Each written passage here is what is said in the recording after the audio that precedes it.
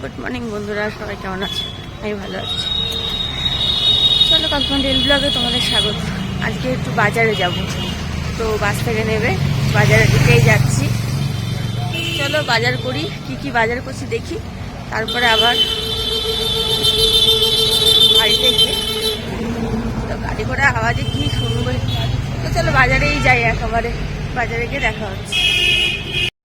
তো চলো বাজারে ঢুকছি, এত ভিড় থাকে না বাজারে, কাকু যাই যে যাওয়া আসা কি বলবো, খুবই অসুবিধা হয় ভিডিওটা। ফল আছে না, তাও যাই দেখি, একটু ফল নেবো বাজার থেকে। আজকে সবজি নেওয়ার কিছু নেই, ফল নেওয়ারই আছে।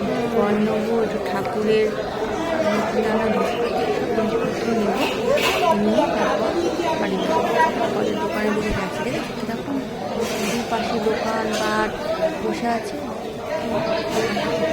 কোথায় গেলে?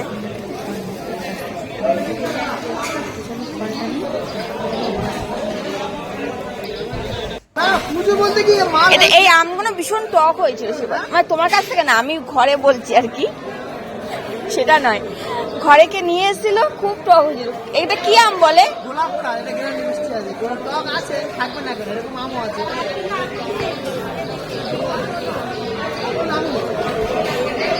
তো চলো ফল নেওয়া হয়ে গেছে, যাবো এবার ধূপ আর নকুলদানা নেবো। তো নকুলদানার দোকানটা এখানটায়, এই দোকানটা থেকে নিই।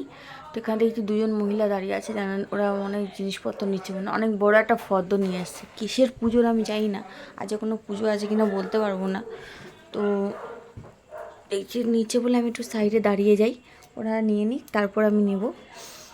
তো চলো তারপরে নিয়ে একটু সবজি নেবো, সবজি নেবো। গাজর ভালো হবে তো? চলো বাজার থেকে বেরিয়ে গেছি, এগুলো নিয়েছি। একটা পেয়ারা আমার জন্য নিলাম, নকুলদানা, একটু সবজি নিয়েছি। চলো পরে দেখাবো এগুলো তোমাদেরকে। এখন নেব হচ্ছে চা পাতা,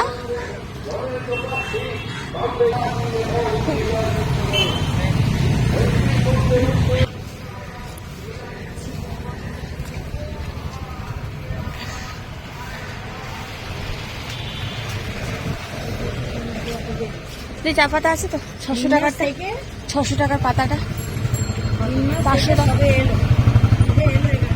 চা পাতা নিয়ে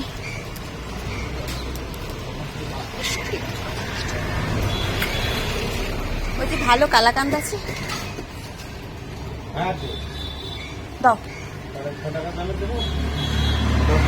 10 টাকাটা নেই, ওটা দিয়ে দাও। 3 জায়গায় 10 টাকা করে, ভালো হবে তো গো?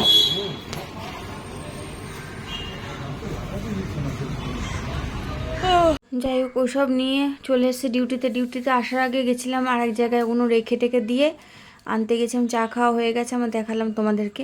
তো আনতে গেছিলাম ডিম আর হচ্ছে মাংসটা নিয়ে এসেছি। মাংসর দাম আজকে খুব বেড়েছে, 250 টাকা কিলো।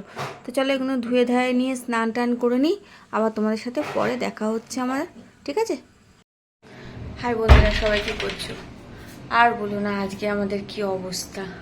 সকালবেলা তো ডিউটি ঢুকলাম, দেখলে বাজার হাট করে, তারপরে মাংস টিম নিয়ে এসেছিলাম, সেগুলো ধুয়ে ধায়ে নিয়ে একদম স্নান টান সব সেরে নিলাম। কিন্তু স্নান সারার পরে, মানে আলো করছে, স্নান সারার পরে দিদার এত শরীর খারাপ হয়ে গেল, কি বলবো, প্রেশার টেশার বেড়ে একসার।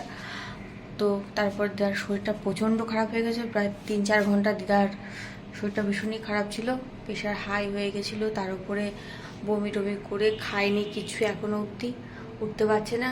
এসব নিয়ে নানা রকম ঝামেলায় সময়টা কেটে গেল, আর কিছু তোমাদের সাথে শেয়ার করা হলো না। তো কি করা যাবে, কিছু করার নেই, উনি বয়স্ক, আর ওনার যে এখন বয়স, এতে এই গরমে এখন অবধি যে ঠিক আছে এটাই অনেক। আমরা তো একসময় ভেবেছিলাম না হসপিটালে দিতে হবে, মানে এতটাই প্রেশার হাই হয়ে গেছিলো আর প্রচণ্ড শরীর খারাপ হয়ে গেছিলো, মানে কেউ আমরা কী করে বুঝতে পারছিলাম না। তারপর দাদাভাইকে ফোন করে দিই, বৌদি ফোন করলো, বাকি বৌদি ছেলে সব বাড়িতে ছিল, তাই ওরা ফোন টোন করলো। তারপর দাদাভাই ওষুধ বলে দিল, তারপর বমির ওষুধ খাওয়ানো হলো, প্রেশারের ওষুধ খাওয়ানো হলো, 2-3টে করে। তারপরে কি অনেকটা স্টেবল হয়েছে, এখন একটু ভালো আছে। তো ওনার জন্য একটু সেদ্ধ ভাত করা হয়েছে, আর কালকের থেকে আমাদের প্ল্যান ছিল বৌদি একটু ফ্রাইড রাইস আর একটু চিলি চিকেন বা চিলি ফিশ যা হোক একটা করবে। তো ফাইনালি দিদা একটু ঠিক হওয়াতে এখন বৌদি ওটা রান্না করছিল। তো আমি আর তোমাদের সাথে শেয়ার করতে পারিনি, পরে খাবারটা আমি শেয়ার করে দেবো কী হলো লাস্টে, আমরা কি করলাম আর কি। মানে এই অবস্থায় বুঝতেই পারছো কীভাবে কী হবে জানি না। তো আমি এই দিকটা সামনে নিয়েছি, তাতাইকে বসিয়ে বসিয়ে আমি একটু বৌদির সাথে হেল্প করে নিয়েছি। তো বৌদি করছে, তাই তোমাদেরকে জানালাম যে আজ ভিডিওটা কী যে থাকবে আমি বুঝতে পারছি না। তো চেষ্টা করব যেটুকু সকাল থেকে বাজার হাট করতে পেরেছি, যেটুকু দিতে পেরেছি সেইটুকু। আর থাকো সারাদিন, দেখি কি হয়, তারপরে পরেরটা তোমাদের পরে জানাবো। এখন তো দিদার অবস্থা, আমি অন্য কিছু শেয়ার করতে পারছি না তোমাদের সাথে। তো চলো পরে আবার দেখা হচ্ছে আমাদের, আবার আমি দেখি চেষ্টা করব তোমাদের সাথে কিছু শেয়ার করার। তো থাকো বন্ধুরা আমার সাথে, পরে আসছি। হাই বন্ধুরা, তো রান্নাঘরে এখন সবাই খাওয়া দাওয়া হয়ে গেছে, দাদাভাইও তাড়াতাড়ি এসে গেছিলো দিদার শরীর খারাপ বলে। তো সবাই খেতে চলে গেছে, আমিও একদম পরিষ্কার টরিষ্কার করে নিয়ে জাস্ট এই উঠলাম। তো চলো, টেবিলও পরিষ্কার হয়ে গেছে দেখতে পাচ্ছ। আচ্ছা, দিদাও ঘুমাচ্ছে, এই সময় আমি খাবারটা রেডি করেছি আমার আর শিলাদি। তো তোমাদের দেখিয়ে দিই খাবারে আজ কী কী আছে আমাদের, তো সেই জন্যই আমার ভিডিওটা করা এখন। তো চলো আমি দেখিয়ে দিই, তারপরে আমি খাবো। তো লাঞ্চের সময় হয়ে গেছে, প্রায় 3টে বাজে আজকে। তো চলো দেখিয়ে নিই কী আছে। তো এই দেখো, বললাম না তোমাদের, এই যে বৌদি ফ্রাইড রাইস করেছে আর চিলি ফিশ করেছিল। তো সবজিটা অনেক বেশি ছিল বলে আমি একটু বেশি করে নিয়ে নিয়েছি। এখানে আমার খাবার বানিয়েছে, এখানে শিলাদির খাবারটা কেটে দিয়েছি, আর দই নিয়ে নিয়েছি দুজনে, এটা আমার, এটা শিলাদির। তো বলো, এত তাড়াহুড়োতেও যাই হোক রান্নাটা হয়েছে। দিদা খেয়েছে, দিদা ফ্রাইড রাইস খায়নি, তার সেদ্ধ ভাত খেয়েছে, একটু ডালে চালে করে দিয়েছিলাম সেটাই খেয়েছে। তো চলো খেয়ে নিই, তোমরাও খাওয়া দাওয়া করো না, আবার বিকেলে দেখা হচ্ছে আমাদের। তো বন্ধুরা সবাই কি করছো? আমি এই জাস্ট বাড়ি ঢুকলাম ব্যাগটা রেখে, ভাবলাম তোমাদেরকে একটু হাই হ্যালো বলে দিই, বাড়িতে এসে গেছি সেটাও বলে দিই। আজকে একটু দেরি হয়েছে, 9:30 প্রায় বাজতে যায়, কেননা আজ রাস্তায় একটা বান্ধবীর সাথে দেখা, বান্ধবী ঠিক নয়, আমার থেকে বয়স অনেক বড়, দিদি বললেই চলে। আমরা যেখানে আগে ডিউটি করতাম সেখানে ওনার সাথে দেখা, অনেকবারই দেখা হয়, কথা হয় না সেরকমভাবে। তো আজকে একটু দাঁড়িয়ে কথা বলতে গিয়ে এতটা দেরি হয়ে গেল যে কী বলবো। তো যাই হোক, মায়ের কাছে বেশিক্ষণ বসিনি, 10-15 মিনিট বসেই চলে এলাম, কেননা ওখানে যে টাইমটা খেয়ে গেল, আর ভালোও লাগছে না, শরীরটা দিচ্ছে না একদম। আজ দিনটা যা খারাপ গেল তোমাদের কি বলবো, বলে বোঝাতে পারবো না যে আজকে দিনটা কেমন গেল আমার। সকালবেলাটা ঠিকঠাক শুরু হয়েছিল, বাজার হাট সব করে নিয়ে যাওয়া, হ্যান ত্যান সব কিছুই ঠিকঠাক হলো, সারাদিনও ঠিক ছিল, কিন্তু তারপর থেকে যে দিনটা শুরু হয়েছিল ভীষণ খারাপ শুরু হয়েছিল। যাই হোক, এই হলো ব্যাপার। তো চলো সবাই বাড়ি এসছি, ড্রেস চেঞ্জ করি, সন্ধে দিই, আরও যা যা কাজকর্ম তো সেরকম কিছু থাকে না, বাড়িতে করি না এসে আর কি, পারি না বলতে গেলে। তো চলো পরে আসছি, আবার পরে দেখা হচ্ছে আমাদের, তো থাকো আমার সাথে। তো বন্ধুরা খাবো, খাওয়া দাওয়ার সময় হয়ে গেছে, মানে আমার খিদে পেয়ে গেছে আজ তাড়াতাড়ি, 10টা বাজে। তো ভাবছি খেয়ে নেবো। তো এরকম মায়ের ওখান থেকে এত বড় একটা বড় দেখে একটা মাছের লেজা পেয়েছি। তো মা রেখেছিল মাছ নিয়ে এসছে আজকে, মাছ ডিম দুটোই আছে। আর বৌদিদের ডিমের ঝোল করা ছিল কালকের, সবার জন্যে, মানে কালকের কেউ খাইনি আমরা, তো সবারই ছিল। তো সেই ঝোলটাই আজকে, যেহেতু আমরা ফ্রাইড রাইস খেয়েছি বলে খাওয়া হয়নি, সেই ঝোলটা থেকে আমি একটা আলু একটু ঝোল আর একটা ডিম নিয়ে এসেছিলাম, ভাবছিলাম যে কি হবে না হবে। তো মায়ের ওখানে এসে দেখলাম মাছ আছে। তো যাই হোক, ডিম মাছ দুটোই আছে, আর আমার খিদেও পেয়ে গেছে, আর এর মধ্যে রুটি আছে। তো আজকে আমি ভীষণ টায়ার্ড, যেহেতু সারাদিন আমার অন্যরকমভাবে ধকল গেছে, সেজন্য আমি ভাবছি তাড়াতাড়ি খেয়ে দিয়ে শুয়ে পড়বো। তো খাওয়া দাওয়া করে নিই, চলো পরে আসছি আবার, ঠিক আছে?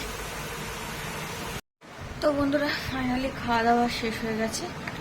তো খেয়ে দিয়ে উঠে বাসন ধুয়ে আসলাম,